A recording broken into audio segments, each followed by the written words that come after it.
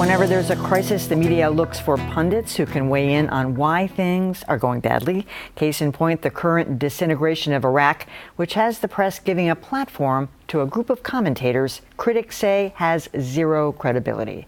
WGBH News reporter Adam Riley has the story. This is more than just an obscure Shia-Sunni conflict. This is al-Qaeda. That's former Deputy Defense Secretary Paul Wolfowitz offering his take on the militants currently overrunning vast swaths of Iraq. And as the Islamic State in Iraq and Syria pushes toward Baghdad, he's not the only architect of the U.S. invasion of Iraq who's weighing in. Terrorism is potentially in charge of a larger part of the Middle East than ever before. This Wall Street Journal op-ed put former Vice President Dick Cheney in the middle of the Iraq debate.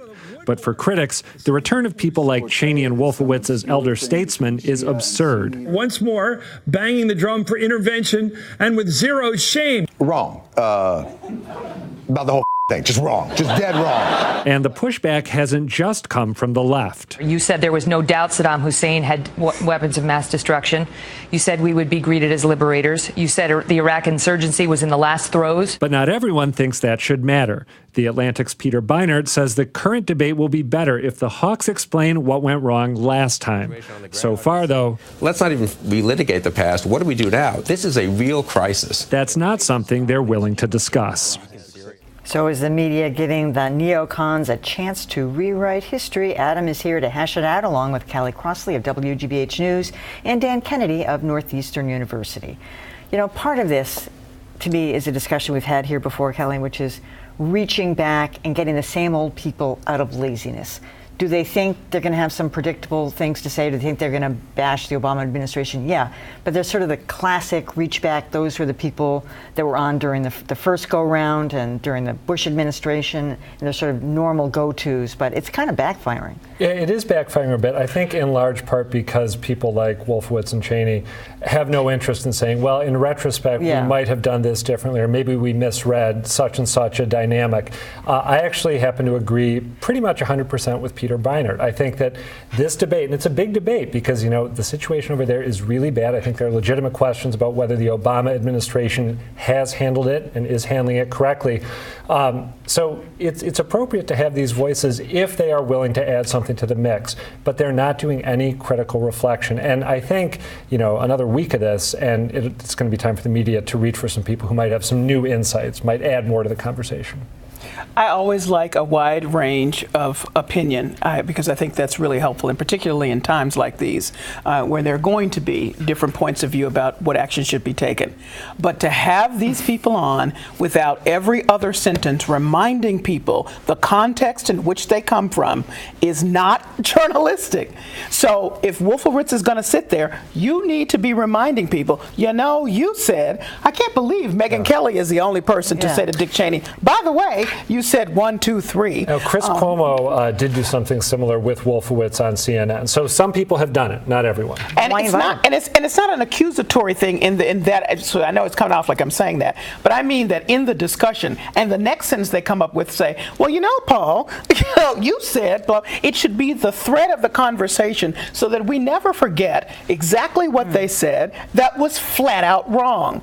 I don't have a problem with their being on the set to say whatever they're going to say, even if they don't say I was wrong. But let us know, the viewers, that as journalists we've done our homework and we're letting you know that's the context in which they speak. Well, speaking of recycling old war hawks, I mean, Peter Beinart was probably the most prominent liberal supporter of the war, along with a few others like Tom Friedman. Peter Beinart was the editor of the New Republic at the time that the war was launched.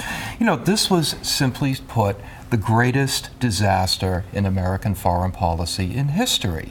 And to have these people who were so universally wrong being recycled for their views is absurd. And I think it's great that Megyn Kelly put Dick Cheney on the spot the way she did.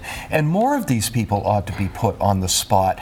But more than that, where are the people who were saying at the time that this was a terrible idea? We shouldn't be going in. Exactly. These are the people we ought to be listening to now, and I don't see them anywhere. But you know what? They are different situations. I mean, just because you said at the time, in retrospect, correctly, we probably shouldn't go in because this is going to be way more difficult than the optimists are telling us, that doesn't mean that you're going to have good analysis to offer about how we respond to ISIS. And vice versa. It's possible that Bill Kristol might have some terrific ideas about what the Obama administration should do given the current situation. But it's not a guarantee at all. And I totally agree with Callie, and I think everyone else here, that the context needs to be brought up again and again and again. All right, take these ideas with a grain of salt because you missed last time on A, B, C, and D. I would guess that the people we would get the best advice from these days are people who none of us are thinking of because they're not getting onto the media. Yeah, because these people have a stake in this. They're shifting blame from Bush to Obama, which is why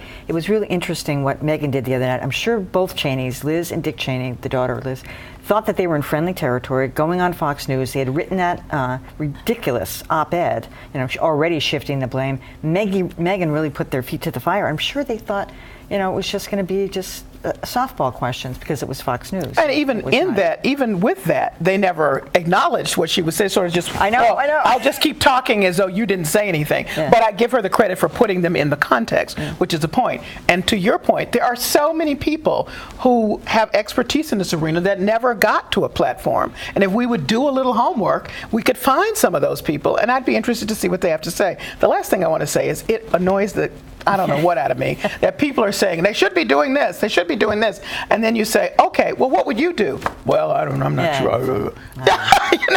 Really? All right.